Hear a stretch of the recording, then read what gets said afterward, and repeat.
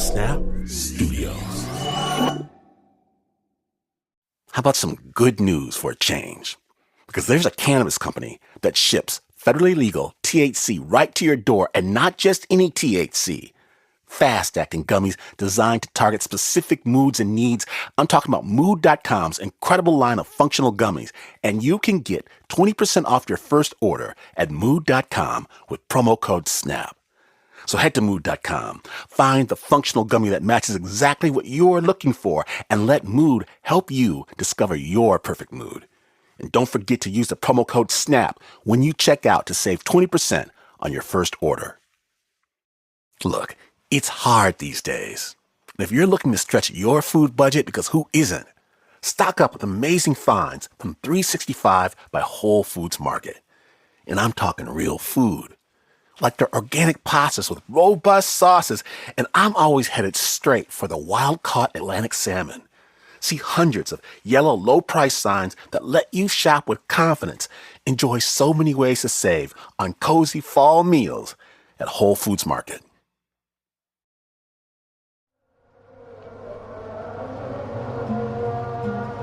Okay, so after the sound of the call to prayer fades, outside a tiny village, I'm walking down this path. To either side is jungle. Critters bark overhead. It's hot. It's lush. I do not know this place. Rural Indonesia. It's just me by myself.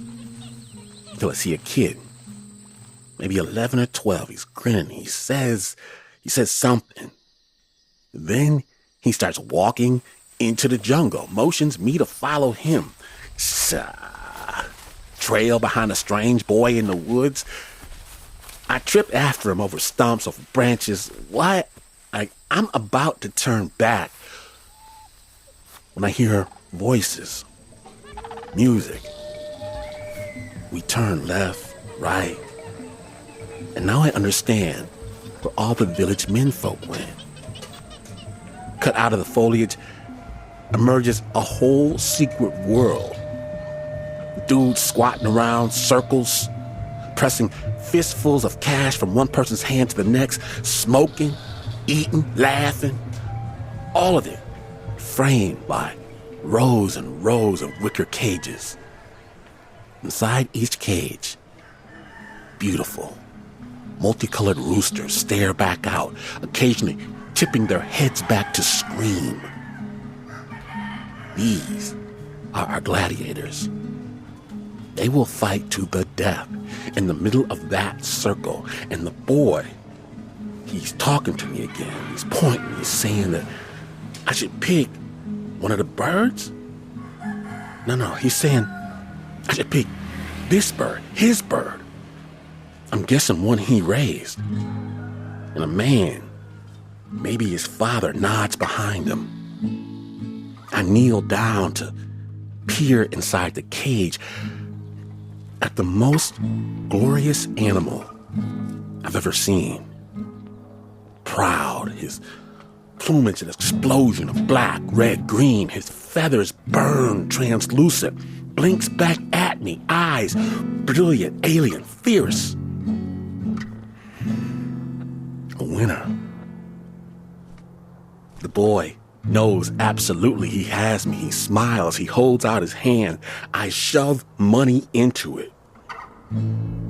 I turn back toward the cage, transfixed, because soon, very, very soon, the fight will begin.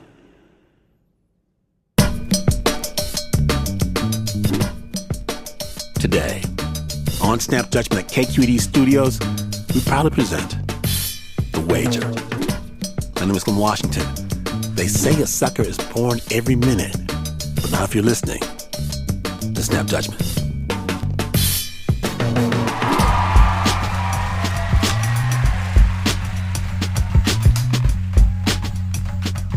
Oh yes, it is on.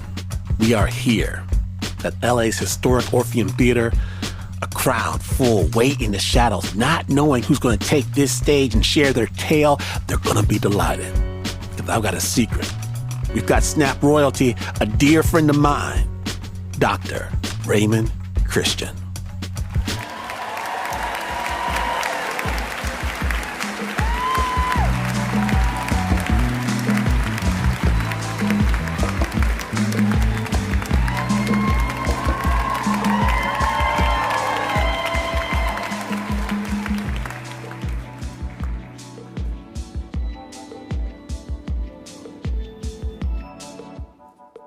I was about 12 years old, and it was one of the hottest days I could remember. Just hanging out with the boys, a group of 6 or 7 of us, the combination of which changed frequently. A hot, oppressive day, just hanging outside when we were out of school.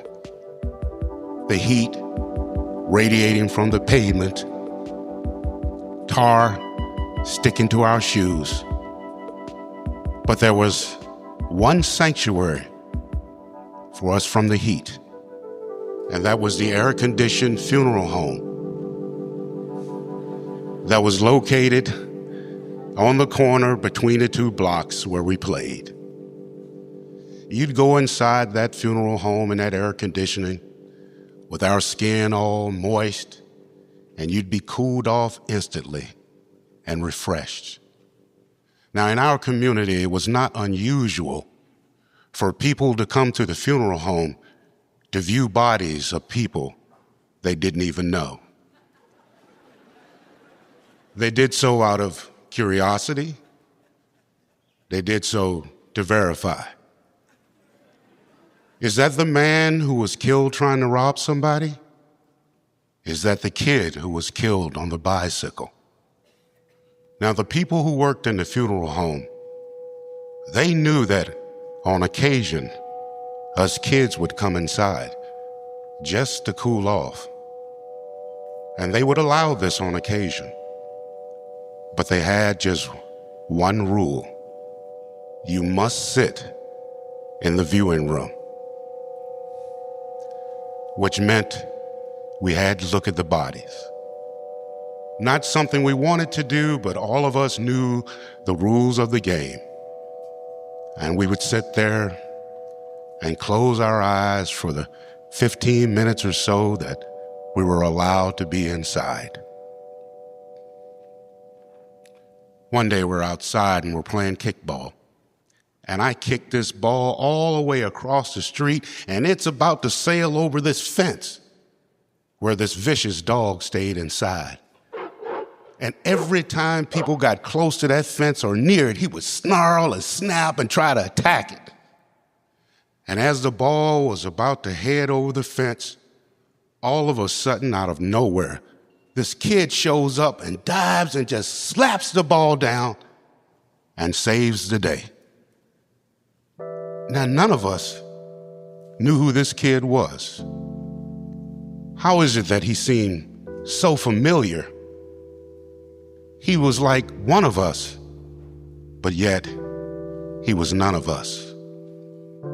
And that's the first time we met him. And he went inside the funeral home like he had done it many times before. After that, he started to show up all the time. But none of us could ever recall him ever being there when we started a game. It always seemed as if we'd be playing and running and going around the corner on our bikes, and all of a sudden he would just appear. There was always one more of us. Now, the fact that he didn't speak, wouldn't answer our questions, was not so unusual to us. We lived in a community where there were lots of people who came from rural areas, we said the country, who had disabilities, both adults and children alike. In fact, I probably knew a half a dozen kids who didn't speak just like this. He was a skinny kid, had a small afro about 2 inches. He wore a shirt that he didn't button up, cut-off pants, tennis shoes with no socks. He was a different kind of kid.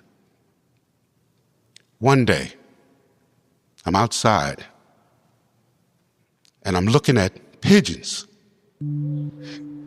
flying around the funeral home. and I'm out with the kid. And without speaking, it seemed as if he said to me, "I like pigeons. I like pigeons," which was shocking to me. So I took him to my house, to my backyard, where I raise pigeons. And like a lot of poor kids, I made my pigeon coop out of discarded lumber, pieces of cardboard, and a couple of old TVs that I had gutted out. The kid was in my backyard, and I could tell the way he looked at the pigeons, the way he touched them, the way he cooed, coo, to calm them down. I knew that this kid, he loved pigeons.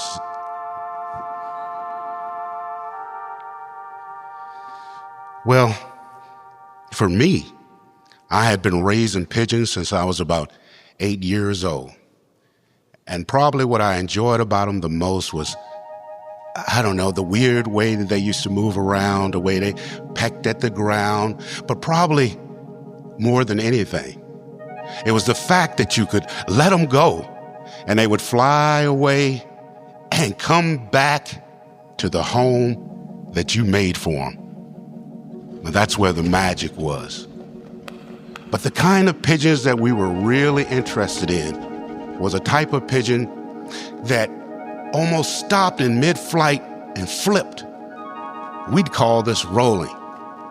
And some of the better pigeons, they would flip and flip and flip and flip till they'd almost hit the ground and fly right back up. And us kids, we would be so excited by this. And every time we got exposed to someone who had rollers or somehow was connected to rollers, and we'd see them in the sky, we would all get together and we'd stand out in the streets and we would holler and scream to excite the birds to get them to roll even more. Come on, come on, come on. And we would scream and we would holler, come on, come on. But unfortunately, none of us ever acquired rollers. They had to be passed on. And for us poor kids, rollers were pretty much out of our financial reach. And after this, me and the kids started hanging around together all summer. Well, one day, me and the kid were taking a walk through one of the back alleys. And as was the habit in our neighborhood, big old vicious dogs would always seem to take over an alley. And they would chase you until they get to the end of the alley and they would stop.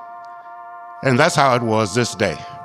We're walking through the alley and a big old dog take after us. And we run and run and run and run and run. And we get out to the end of the alley and woo, we made it. We made it. I'm so excited. We just did something together.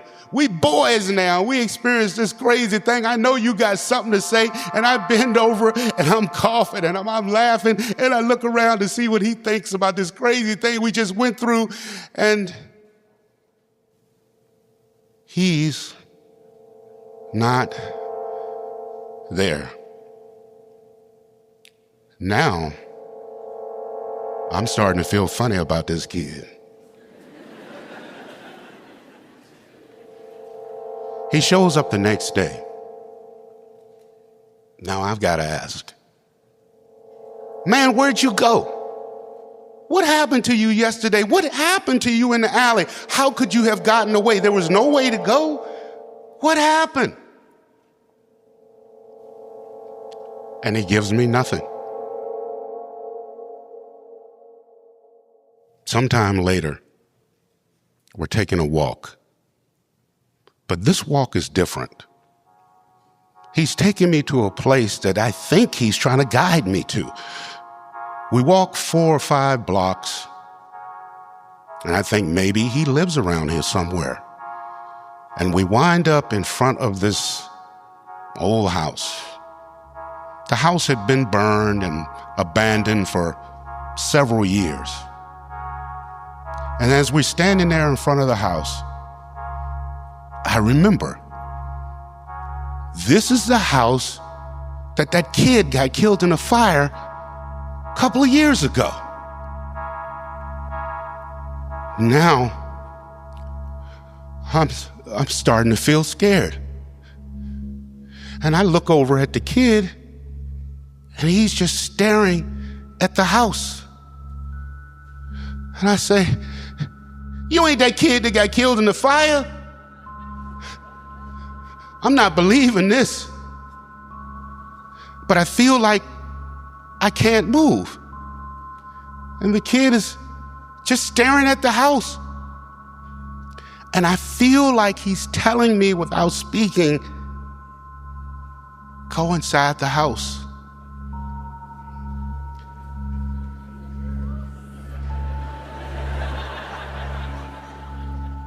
I walk toward the house. I start up the stairs. When I reach the top of the stairs, where the roof has collapsed, over in the corner, illuminated by the light coming in through a piece of broken glass, I see in the corner pigeons. There are pigeons in the corner. And wait a minute, this is a pair of pigeons. And they got squabs, baby pigeons. And these aren't just any pigeons, they are rollers. These are rollers. There are rollers up here. And so I reach up to them and I grab them and I put them inside my arm, and they're all excited and flapping around. And so I start to coo to calm them down. Coo, coo. And they relax. And I'm happy. And I'm not scared anymore. I've got them in my arms. I want to get outside. I want to show the kid these rollers. How amazing is this? And I get outside, and he isn't there. Now I know he knew I loved rollers. And I know, and I believe, he wanted me to have those rollers. And when his babies were ready to pass on, he was ready to pass on. And I raised another 6 or 7 generations of rollers right up until I joined the Army. And I passed them on to another kid, which was the tradition.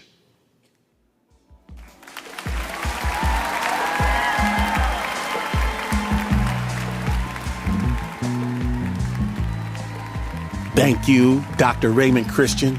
And we've got big news, because Spook Live is about to rock LA and Oakland later this October. Get your tickets at snapjudgment.org. And to find out all things Ray, check out this podcast, What's Ray Saying? Or the Snap Judgment show notes. I want to thank the LAS team for welcoming us. John Cohn, Rebecca Stumme, Kristen Payne, the Orpheum team. It is such a beautiful theater. Ryan Davis and Sarah Rose Leonard at KQED. The original live score was written and performed by Doug Stuart and Brijean Murphy. The original story was produced by Anna Sussman, and this recording was mixed by Miles Lassi.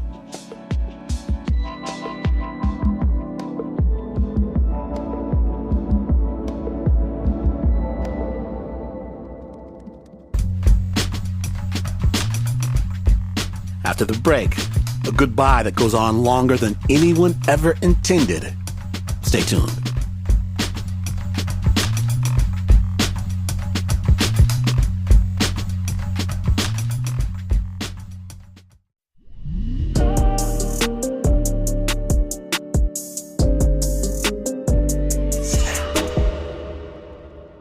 Welcome back to Snap Judgment, the Wager episode.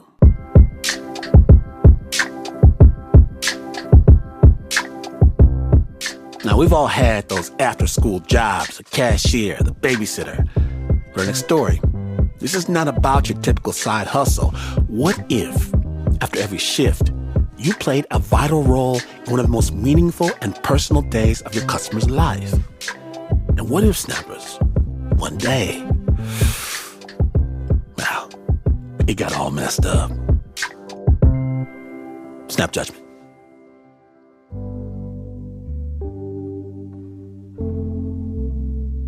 Cherie Booker was only 15 when she got a job at the Wiley Funeral Home in Baltimore. She was just supposed to answer the door. But answering the door of a funeral home is never a simple job.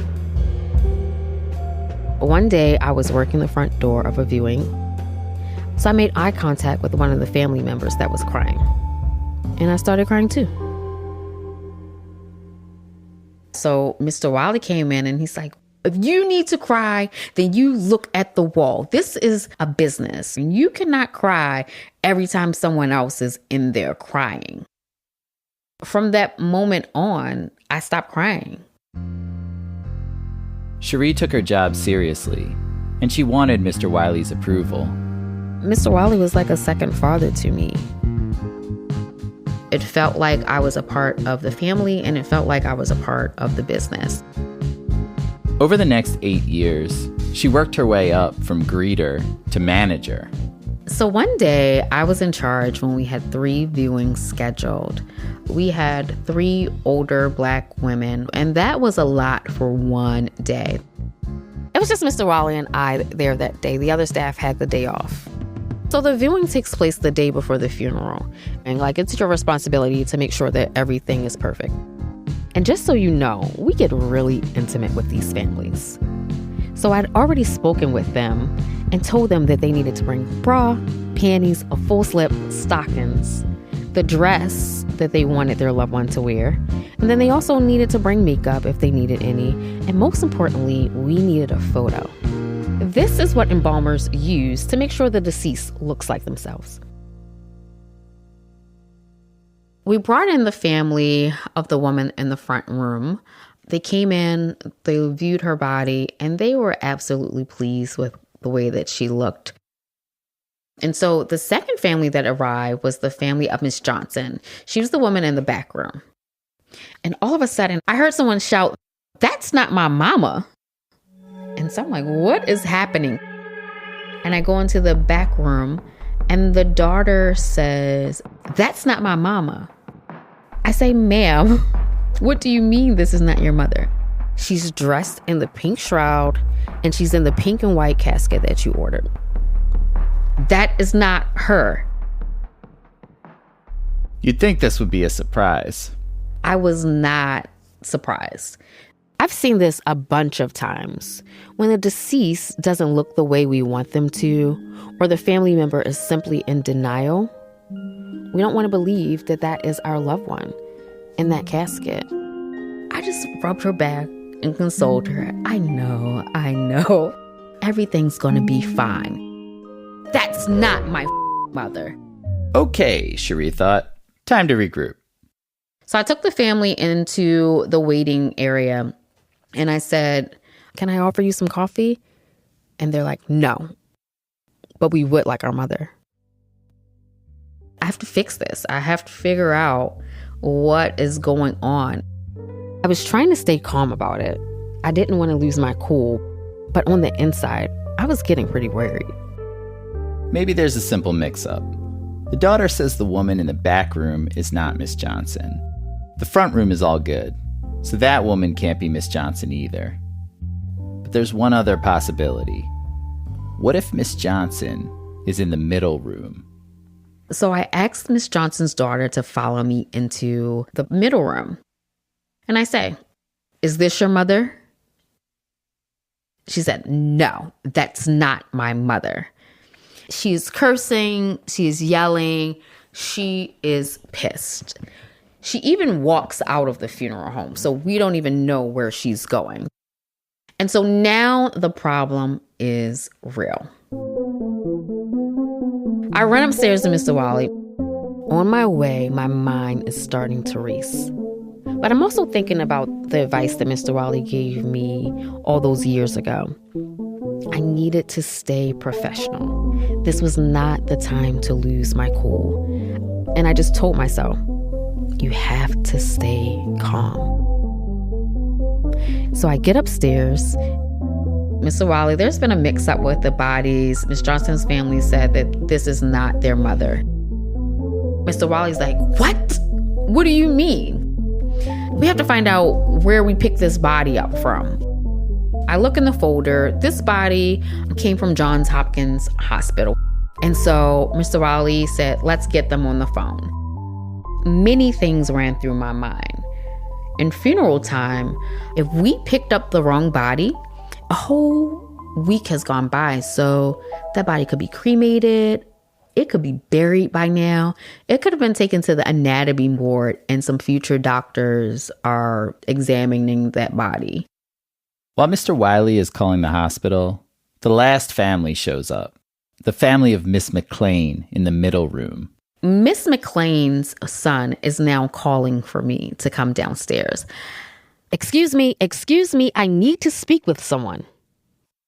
I walk downstairs. I see this face that is kind of in shock. And he says, I just needed to let you know this is not my mother. It was almost like he was sorry for bothering me. And I say, are you sure this is not your mother? And he says, this is absolutely not her. This is my last day at Wiley Funeral Home. This could be the last day of existence for this funeral home. I'm so sorry. We have to figure this out. Give me 1 second. Cherie runs back up the stairs to Mr. Wiley. Now, he just got off the phone with Johns Hopkins Hospital, and they said, no mix-up over there. Cherie then reports that yet another family is claiming they have the wrong mother in the casket. You lying, he yelled. He was disgusted. No way that is possible. Mr. Wiley is too through. He lit a few cigarettes while he was on the phone with Johns Hopkins. He was not looking calm and professional at all. I start to feel the pressure of this moment on me. Did I check the bodies well enough to make sure that the right people were in the right casket? Is this my fault? I could feel myself starting to sweat. I'm on my way downstairs to talk to the McLean family. And before I can get back to the middle room, the doorbell rings. As soon as I open the door, there is a bright light flashing in my face.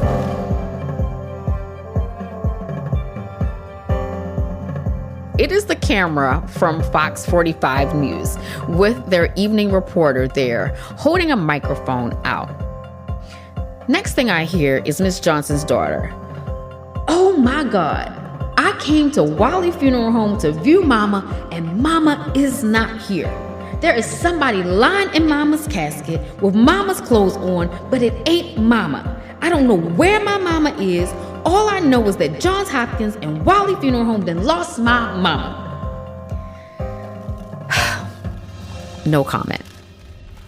I just slammed the door because now I'm freaking out. We're going to be on the news. What if this lady sues us? The only thing she's going to get is my student loan debt.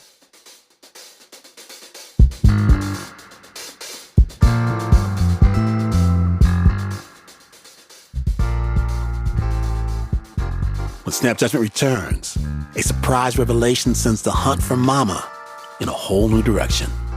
Stay tuned.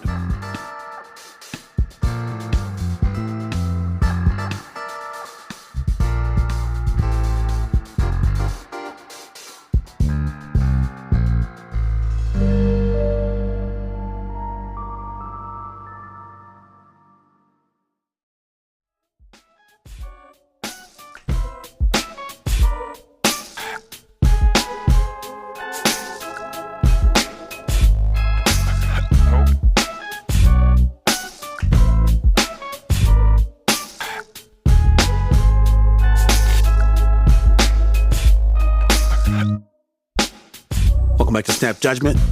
From last we left, Cherie was staring down a camera crew, asking her the question on everyone's mind, where's Mama?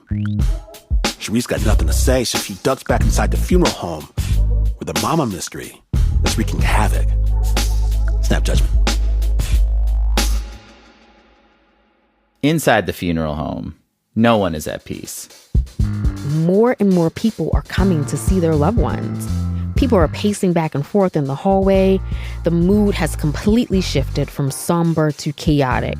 And at this point, extended family members cannot get inside because of the mix-up.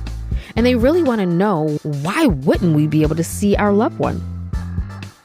So many things are going on in that moment. I really just needed a chance to breathe and to think.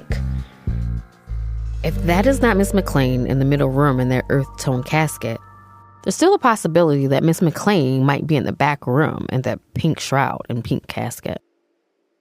So I go to Miss McLean's son and I ask him to follow me into the back room. I need you to take a look at this woman. And I need you to look very carefully. Is this your mother? He walks to the casket.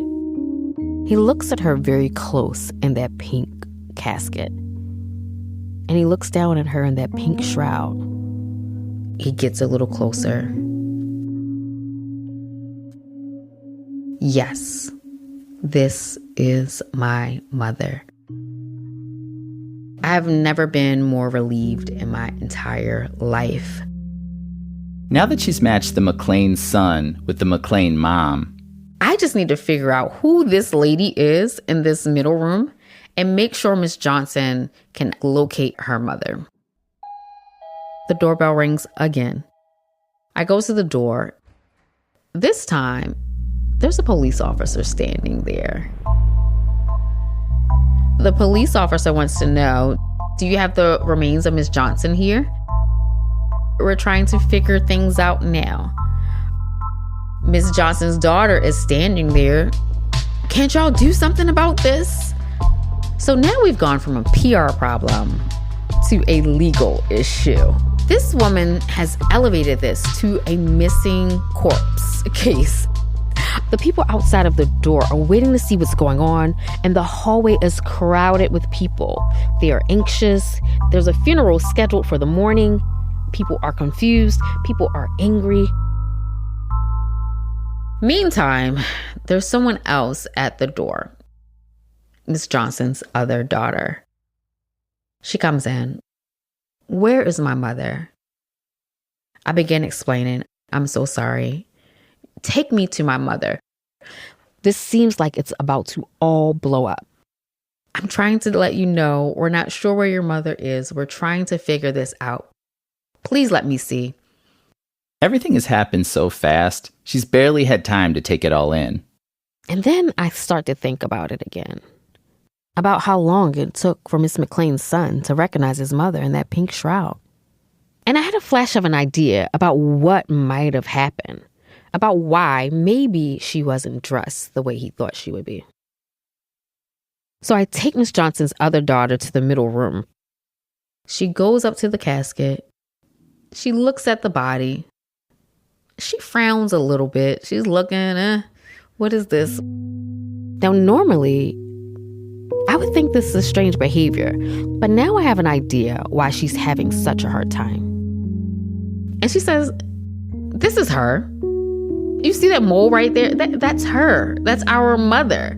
Now, I don't know whose clothes she's wearing or what caskets she's in. I'm pretty certain we discussed putting her in the pink shroud and pink and white casket. I don't think those are her earrings, but that's her. Thank you, God. This is their mother. Now Cherie understood what had happened. It was kind of like that movie Face Off. Somewhere along the way, we put the wrong clothes on the wrong person, which we identified with the casket that they were going into. Sadly enough, the pink shroud ended up on Miss McLean. So we had Miss Johnson expertly made up as Miss McLean, and Miss McLean expertly made up as Miss Johnson. They were unrecognizable by their family. This was a clothes switch, not a body switch. I was just so relieved I could barely speak.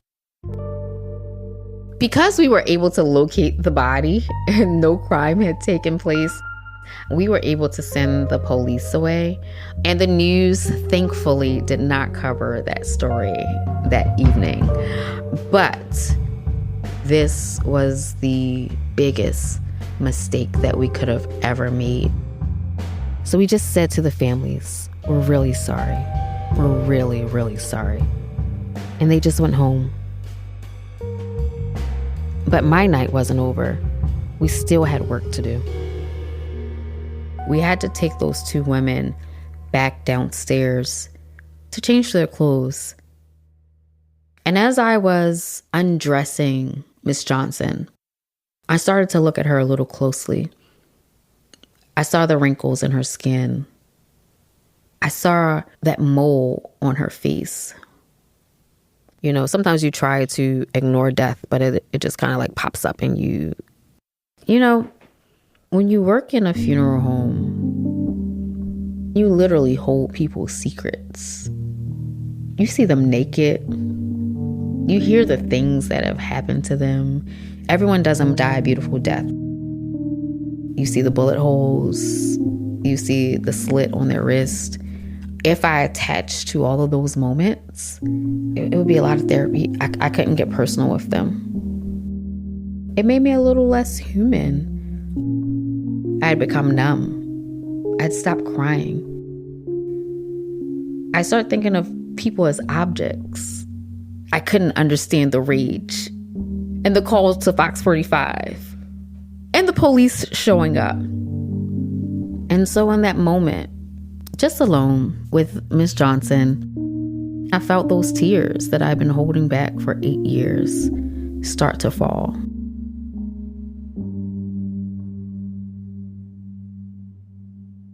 I was able to get a couple of hours of sleep that night, but I had to prepare for the funeral the next day.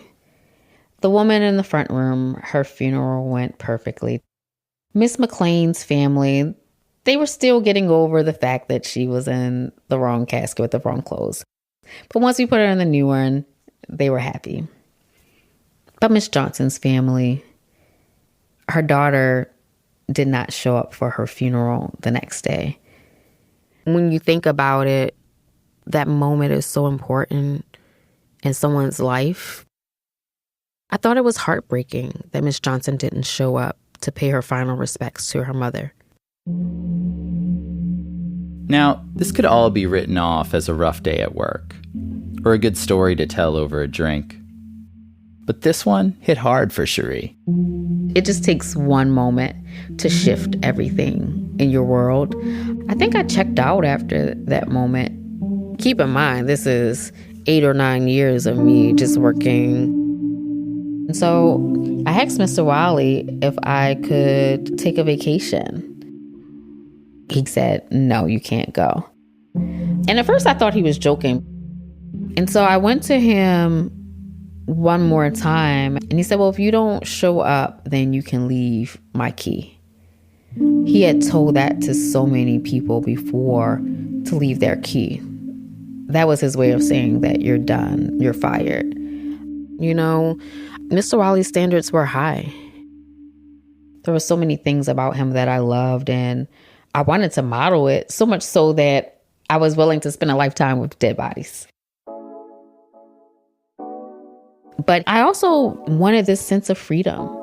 That moment in the basement when I allowed myself to cry, it was also a freeing moment. So I told him okay, and I gave him the keys.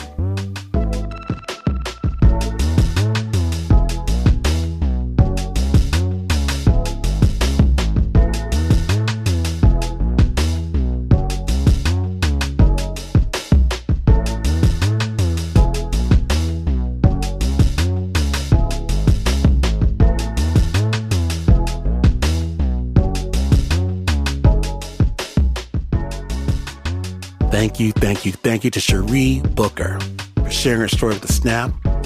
Cherie is an author, a poet, a spoken word artist, and a professor.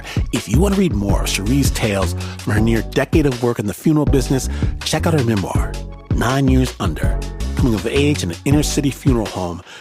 Big thanks to Jessica Henkin and Laura Wexler at the Stoop Storytelling Series in Baltimore for introducing us to Cherie. The original score for that piece was by Clay Xavier. The editor was Nancy López. It was produced by Justin Kramon.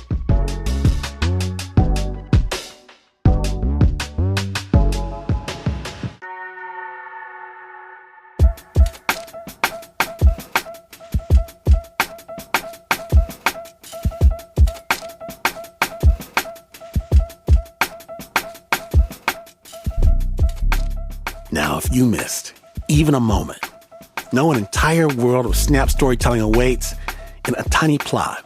Our 5-part series following the journey of a group of unhoused folk that are trying to find a place to call home. It just dropped, and you can listen to it all on podcast platforms everywhere right this moment.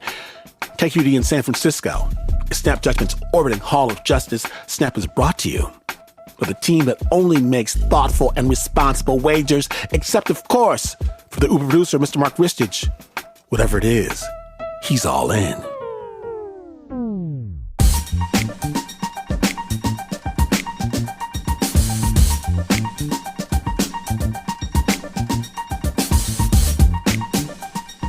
No Snap Studios content may be used for training, testing, or developing machine learning or AI systems without prior written permission on Team Snap. The union-represented producers, artists, editors, and engineers are members of the National Association of Broadcast Employees and Technicians, Communications Workers of America, AFL-CIO Local 51. Now there's Nancy López, Pat Messini-Miller, Anna Sussman, Renzo Gorio, John Facile, Shayna Shealy, Teo Ducat, Flo Wiley, Bo Walsh, Marissa Dodge, Regina Bediaco. And this is not the news. No way is this the news. In fact, you could not be entirely sure where someone's mother is, and you would still not be as far away from the news as this is. But this is PR.